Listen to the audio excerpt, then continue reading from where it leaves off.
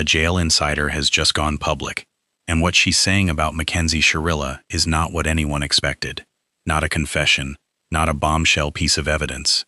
Something quieter, and somehow more disturbing. She says Shirilla walks around prison with a full face of makeup, every single day. She says Shirilla walks around prison with a full face of makeup, every single day.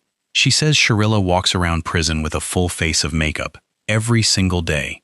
She says Shirilla built herself something close to a small business behind those walls. Let that sit for a second. This is a 19-year-old girl, now 21, serving 15 years to life for driving a car at 100 miles an hour into a brick wall, killing her boyfriend and their friend. A judge called it murder. A documentary crew called it the crash. And now, a woman who shared a cell block with her is calling it something else entirely. A performance. Because according to this insider, the grieving, broken young woman the world saw in the Netflix documentary doesn't exist. Or at least, she didn't exist in that prison. What existed, this insider claims, was someone who did her hair every morning, ordered makeup through outside vendors, and carried herself, in her words, like the most important person in the room. So which one is real? The girl crying on camera about her soulmate, or the girl allegedly running her own little empire 2 cell blocks down? Today we're breaking down the jail insider's full claims, the psychological trap Mackenzie Shirilla is walking into in 2037, and why absolutely none of this, the makeup, the business, the composure, is going to help her when she finally sits down in front of the Ohio Parole Board. If you want cases broken down like this, past the headlines, past the documentary editing, straight into what actually determines whether someone walks free, hit subscribe on Midnight True Crime right now, because you are going to want to see how this one ends. Let's start at the beginning. Because to understand why an insider's claims about makeup and attitude could matter this much, you have to understand exactly what Mackenzie Shirilla did, and exactly how thin the line is between monster and tragedy in the eyes of the people who get to decide her future. July 31st, 2022. Strongsville, Ohio. Just after 4 a.m. 3 teenagers are in a car. 17-year-old Mackenzie Shirilla is behind the wheel. Beside her is her boyfriend of nearly 4 years, 20-year-old Dominic Russo. In the back seat, their friend, 19-year-old Davion Flanagan. Within seconds, the car is doing nearly 100 miles an hour. It doesn't swerve, it doesn't slow. It goes in a straight line, directly into the side of a brick commercial building. Dominic and Davion are killed instantly. Mackenzie survives.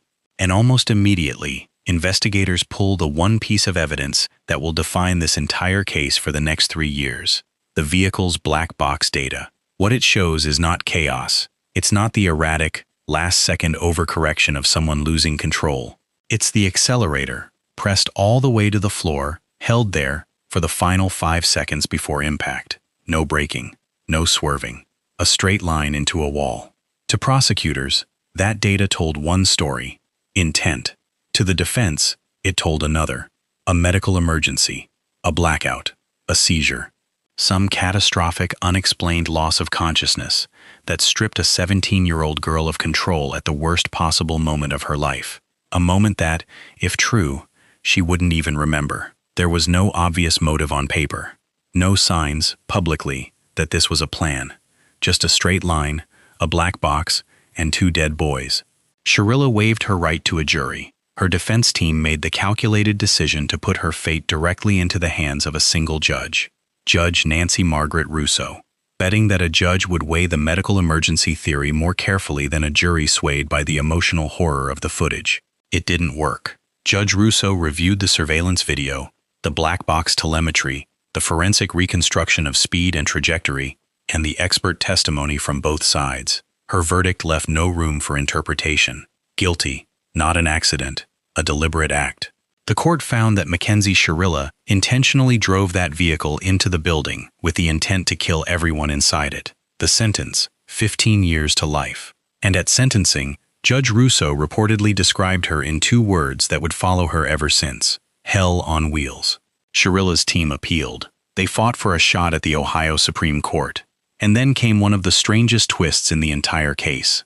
Not a legal argument, not a technicality of evidence, but a deadline. The petition to the Ohio Supreme Court was filed 1 day late. 1 day. The court didn't touch the merits of the case at all. They simply ruled they had no jurisdiction to hear an appeal filed after the window closed. One day, and the last door in the legal system shut for good. There are no pending motions, no further appeals in process. The conviction is permanent. The sentence is permanent. From this point forward, there is exactly one path back to freedom for Mackenzie Shirilla, and it doesn't run through a courtroom. It runs through a parole board, a board that won't even open her file until October of 2037. Here's where most people, understandably, get the entire case wrong. When the public hears 15 years to life, they hear 15 years. They picture a release date. They picture October 2037 circled on a calendar, a prison door swinging open, a woman walking out into daylight. That is not what an indeterminate sentence means in Ohio. 15 years isn't a countdown to release. It's a floor. It's the absolute minimum amount of time the state requires her to serve before anyone in power is even obligated to consider letting her go. Reaching that date doesn't earn her freedom.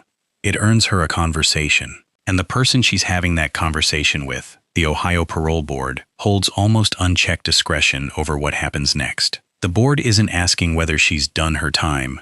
They're asking a completely different question. Does releasing this person endanger the public? Has she genuinely changed? Or has she simply waited out a number? And can the families who lost everything live with watching her walk free? That's not arithmetic. That's judgment. And judgment, unlike a calendar, has no guaranteed end date. The board will comb through every page of her institutional file, every write-up, every program she completed, every job she held, every act of defiance. They'll weigh the nature of the original crime against who she's become inside prison walls. Did she follow the rules in an environment where every rule is enforced and every violation is documented? Or did she fight the system at every turn? Because here's the brutal logic underpinning the entire process. If someone can't follow rules inside a facility where consequences are immediate and guards are watching every hallway, why would anyone trust that person to follow the rules of a society that isn't watching at all? When the board has doubt, they don't gamble. They deny. And they can keep denying for years, for decades, until either they're certain or she simply grows old inside those walls. That's the real meaning of life in a 15 to life sentence. Now here's where things get significantly worse for Mackenzie Shirilla, and where the jail insider's claims suddenly matter a great deal more than makeup and mood. Since entering the Ohio Reformatory for Women, Shirilla has accumulated 32 separate guilty findings for institutional rule violations. 32. To anyone unfamiliar with the parole process, that might sound like an abstract number. To a parole board, it's a flashing red light. It says this person has not adjusted to structure. It says rules, even inside a facility where breaking them carries immediate, guaranteed consequences, don't seem to register as boundaries worth respecting. Some of these violations involve contraband, possessing items she isn't authorized to have. Others involve unauthorized medication, which raises its own uncomfortable questions about how those substances entered her possession and what she intended to do with them. There are multiple documented incidents of refusing work assignments, direct, repeated defiance of correctional staff. But one violation stands apart from the rest, and it's the one a parole board is almost certain to focus on: using another inmate's identity to conduct unauthorized video visits. Stop and think about what that actually required. Not an impulsive outburst, not a moment of poor judgment. Planning, coordination, calculated deception, obtaining someone else's credentials, using them to bypass a security system built specifically to prevent this, and carrying out communications the facility never approved. That's not a slip, that's a scheme, and it raises the exact question a parole board is trained to ask. If she's willing to manipulate a monitored system inside a maximum security facility, where every visit is logged, every camera is running, what happens when she's outside, checking in with a parole officer once a week, unsupervised the other 6 days? There's a pattern worth sitting with here. This isn't one bad month, or a single lapse under the crushing stress of adjusting to prison at 17. 32 separate findings, spread across years, spanning contraband, defiance of direct orders, unauthorized substances, and a coordinated act of deception. That's not a spike. That's a sustained baseline of behavior. And a sustained baseline is exactly what a parole board reads as identity rather than incident. One violation is a mistake. 32 is a pattern the board will assume continues the moment nobody's watching. Every one of these 32 violations chips away at what the board calls a risk assessment score, a formal metric weighing the severity of the original crime against institutional behavior and demonstrated rehabilitation. And right now, that score is being dragged in exactly one direction. There are some counterweights in her file, to be fair.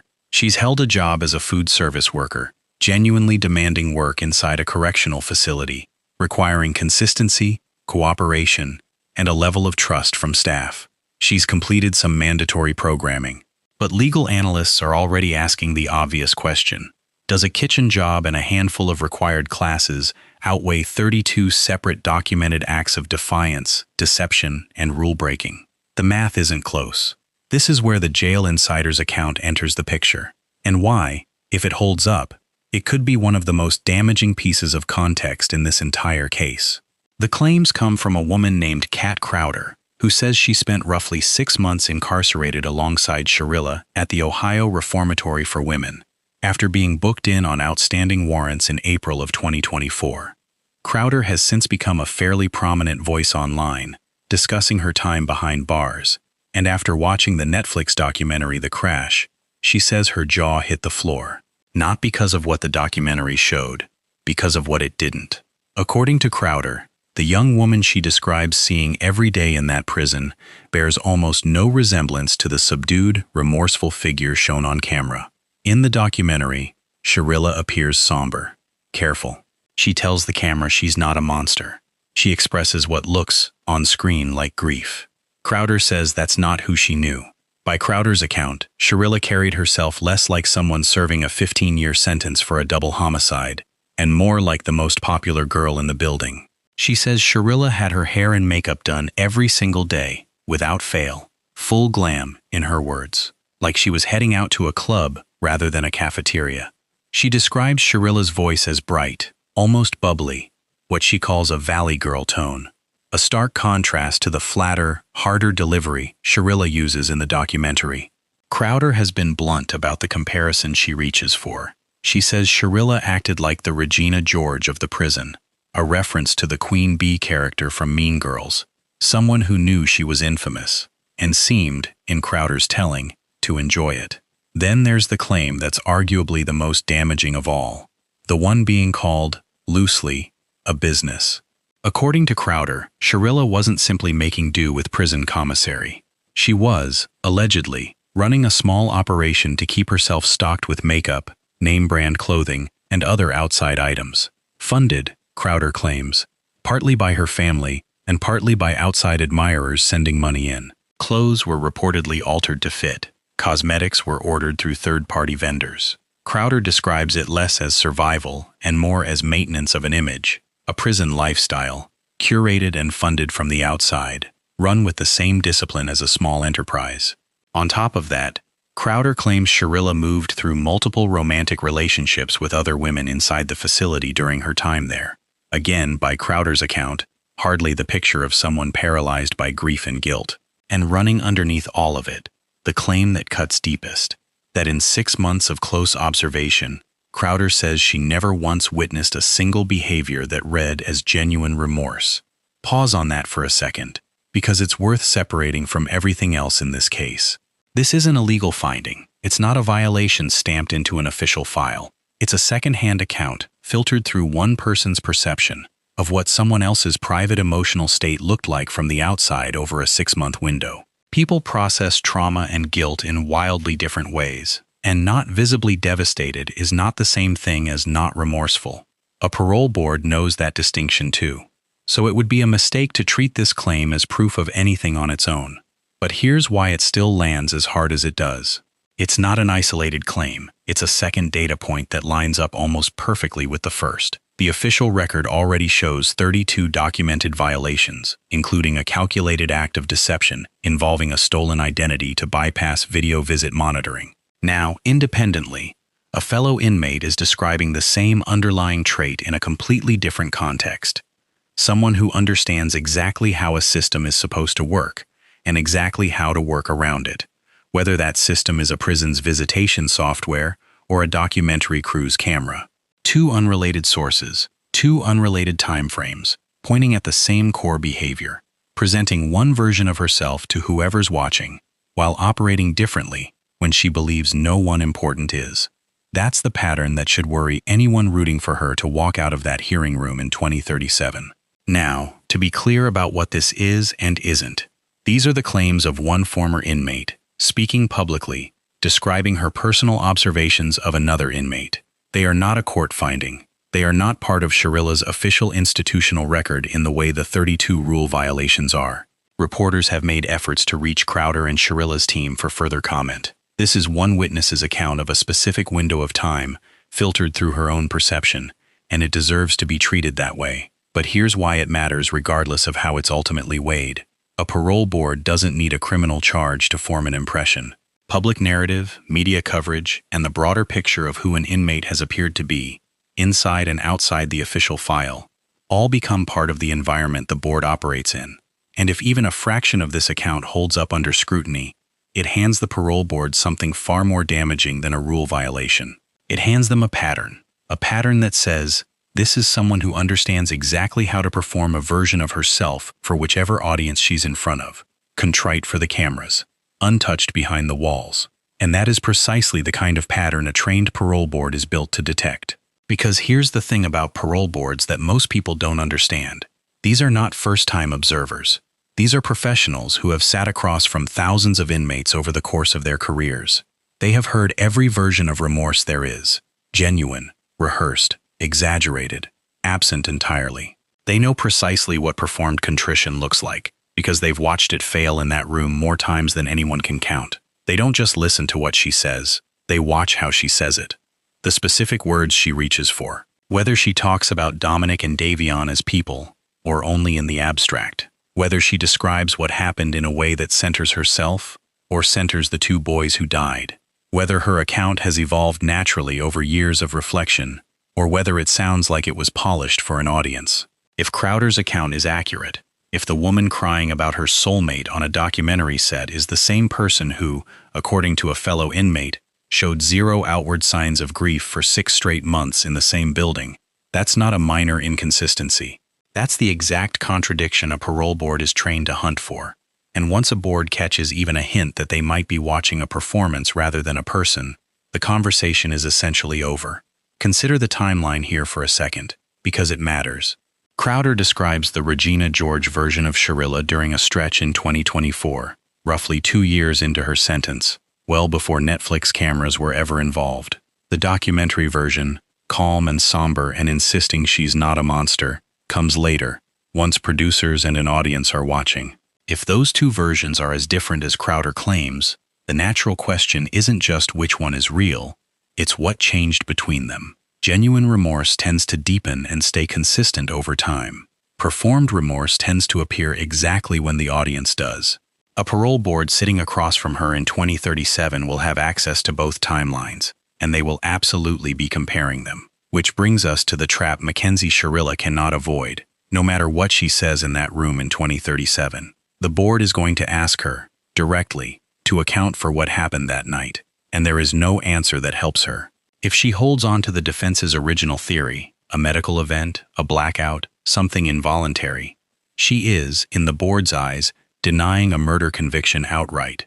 That reads as a total absence of accountability. It tells the board she hasn't accepted what a judge already determined, under oath, actually happened. But if she instead admits what the prosecution argued at trial, that she deliberately accelerated to 100 miles an hour and drove into a wall, knowing it would kill the 2 people in the car with her, she is confessing, in that room, to a premeditated double homicide against people she claimed to love.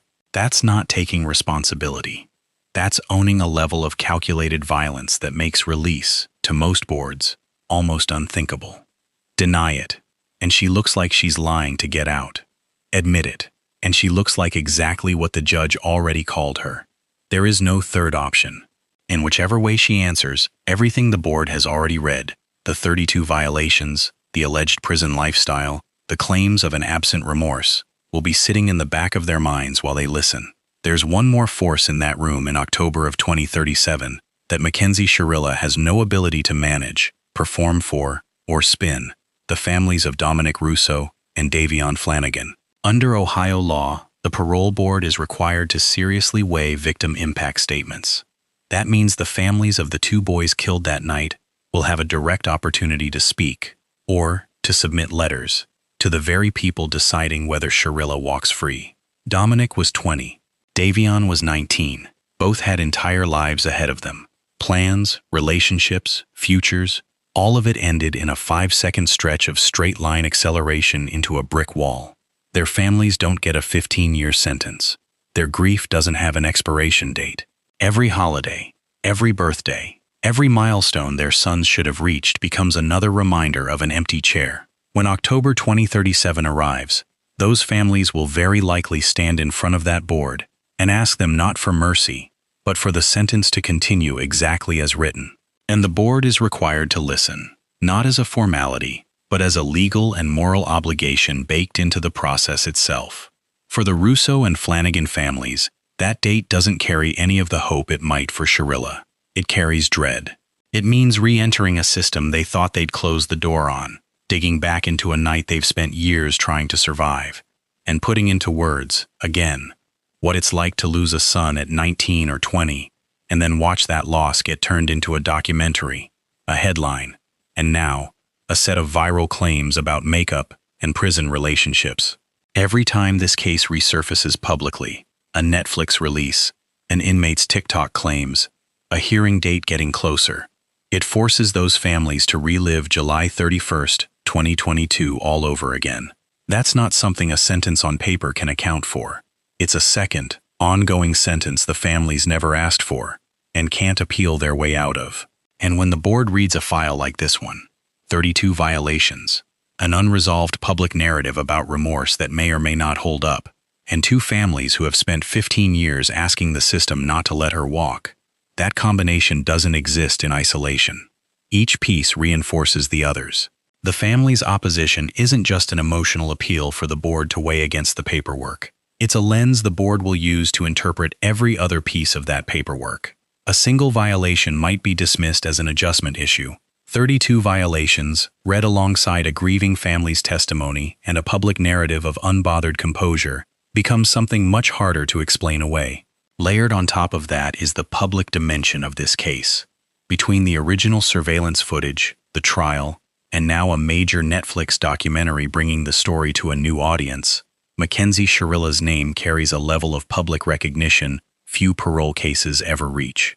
Parole boards are made up of people who live in the same information ecosystem as everyone else. They read the news. They're aware when a decision they make is going to be scrutinized publicly, debated online, and picked apart by media outlets for weeks afterward. That doesn't mean the board rules by public opinion, but it does mean they know that releasing someone at the center of a nationally covered, emotionally charged double homicide case, especially one now shadowed by insider claims of an unbothered, image-conscious prison life, carries consequences far beyond one file. If the public perceives that release as premature or unjust, the backlash lands directly on the board that approved it. Boards know this. It makes them slower to say yes, not faster. There's a factor threaded through all of this that the parole board can't ignore, even if they ultimately rule against her. Mackenzie Shirilla was 17 years old the night of the crash, and she spent essentially her entire adult life inside a maximum security women's facility. Psychologists have a name for what happens when a teenager is thrust, almost overnight, from an ordinary adolescent life into a world defined by locked doors, constant surveillance, and rigid authority structures that govern every hour of every day. They call it shock incarceration, and it frequently produces exactly the kind of behavioral instability that shows up as institutional violations in the years that follow. A 17-year-old's brain isn't finished developing. Impulse control, risk assessment, long-term consequence weighing, all of it is still under construction at that age, even before you add the trauma of a fatal crash and a life sentence on top of it. The board knows this. They've seen enough young offenders come through the system to understand that a rocky first few years behind bars doesn't automatically mean someone is permanently broken. But, and this is the part that works against Shirilla specifically, understanding a cause doesn't obligate the board to excuse the pattern. They can acknowledge that youth and sudden incarceration create friction, and still hold every single violation fully against her file. Context explains behavior. It doesn't erase it. This raises the exact question legal analysts are already debating ahead of 2037. If Shirilla spends the next decade maintaining a flawless record, completing every available program, and demonstrating what looks like real transformation, does the board forgive the turbulent early years? Or does that file stay permanently attached to her name, a shadow that follows her into every future hearing no matter how much distance she puts between herself and who she was at 19 or 20? There's no settled answer. The board has near total discretion over how much weight to give the past versus the present. But 32 violations is an extreme number by any standard, and erasing that from institutional memory, especially with an insider narrative now reinforcing it publicly, may be close to impossible, no matter how the next 13 years unfold. Here's a piece of the process almost nobody talks about until it's too late. What actually happens if, or when, she's denied? Statistically, the overwhelming majority of Ohio inmates serving indeterminate life sentences for violent offenses are denied parole at their very first hearing. A first-time release for a double murder conviction is exceptionally rare. Boards default to caution unless they are essentially certain release poses no risk, and essentially certain is an extraordinarily high bar to clear, especially with 32 violations and an unresolved insider narrative sitting in the file. When a board denies parole, the system calls it a flop, and a flop isn't a minor setback. The board has the legal authority to schedule the next review anywhere from 2 to 10 years later. Not months, years. She could walk into that hearing room in 2037 after 15 years of anticipation, sit down, watch the board glance through her file, and hear no inside a matter of minutes, only to be told they won't look at her case again until 2042, or 2045, or later still. Some experts describe the first flop as something closer to a test than a final judgment. Boards want to see how an inmate responds to disappointment. Do they spiral, lash out, rack up new violations, prove the board's caution correct? Or do they absorb the denial, keep working, and slowly rebuild a case for next time? It's a brutal, almost cruel mechanism, but the logic behind it is consistent with everything else in this process.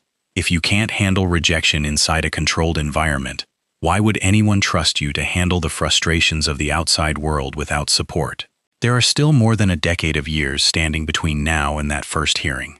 13 years for Mackenzie Shirilla to either compound the pattern the insider is describing or to genuinely, provably dismantle it. 13 years to stop accumulating violations. 13 years to build a documented record of real change rather than performed calm. 13 years to figure out, assuming she ever does, how to answer the one question that has no safe answer: what actually happened on that road in Strongsville? Right now, based on everything in the public record, the 32 violations, the statistical rarity of first-time release for a case like this, the impossible dilemma waiting for her in that hearing room, the enduring opposition of two grieving families, and now, an insider account suggesting the remorse the world saw on Netflix may never have existed behind the walls, the trajectory is not pointing toward an open door. Think about what would actually have to happen for that trajectory to reverse. 13 consecutive years without a single new violation, in a system that has already documented 32. A public record that somehow gets rewritten in the years between now and 2037, replacing an insider's viral account of makeup and composure with a demonstrated, verifiable pattern of accountability. An answer to the "what happened that night" question that manages to thread a needle no one has found yet. Honest enough to satisfy a board trained to detect performance, but not so damning that it confirms exactly what the judge already ruled. And on top of all of that, two families who would need to walk into that room and, after 15 years of loss, find some reason to stop asking the system to keep the door closed. That's not one long shot. That's several long shots, stacked on top of each other, all of which would need to land in her favor at the same time. It's not impossible. Parole boards do occasionally surprise people, but it's the kind of outcome that would require nearly everything working in her favor after 13 more years. And right now, the file is trending the opposite direction. October 2037 was never a release date. It's a legal horizon, the earliest possible moment the state is required to even ask the question. Whether the answer is yes may not be decided for years, or decades, or ever. So here's what we want to know from you. If the claims about her life behind bars are accurate, the makeup, the alleged business, the total absence of remorse for 6 straight months. Does that change how you think this ends in 2037? Do you think a person can genuinely change over 15 years, no matter how the early chapters of that sentence looked? Or does a pattern like this one follow someone permanently, no matter how the ending gets written? Drop your take in the comments below. We read every one of them, and some of the sharpest breakdowns in this comment section end up shaping how we cover the next update. And if this breakdown helped you understand what's actually determining her future, not the headlines, not the documentary edit, not a 30-second clip of insider claims, but the legal and psychological machinery working underneath all of it, make sure you're subscribed to Midnight True Crime with notifications turned on, because we'll be covering every development in this case all the way to that hearing room in 2037, and you won't want to miss how it ends.